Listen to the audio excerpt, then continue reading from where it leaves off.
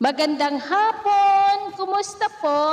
Narito po ulit ang update natin para sa lagay ng ating panahon.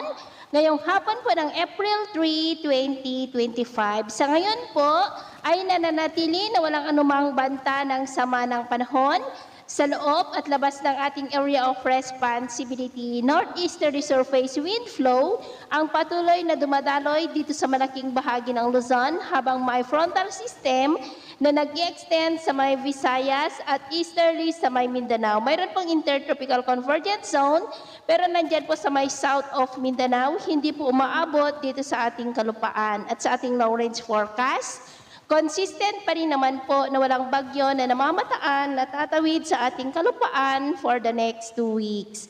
At sa lagay ng ating panahon, ngayong hapon ay nakakaranas ng cloudy skies with isolated rains sa ilang bahagi ng Ilocos Region, Cordillera, Cagayan Valley, Pangasinan, Zambales, Bataan, and nearby areas, maging sa may Catanduanes, Legazpi, Sorsogon, Masbate, Mindoro Provinces, Palawan, ilang bahagi ng Panay Island, northern part ng Negros, northern part ng Leyte, Samar, Zamboanga Peninsula, Northern Mindanao, Davao, at Sorsogon.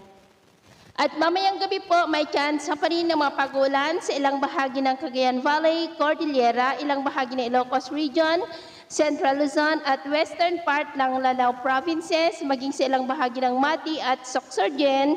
Kaya mag-ingat pa rin po tayo dahil may mga chance pa rin ng mga pagbaha at pagguho ng lupa. At sa atin naman pong mga baybayin, dahil pa rin sa northeasterly surface wind flow ay maalon po sa mga baybayin ng Batanes, Babuyan Island Seaboard, Norte Seaboard, maging po sa mga baybayin ng Cagayan, ang mga alon dyan ay posible po na aabot hanggang sa 1.5 to 2.5 meters height.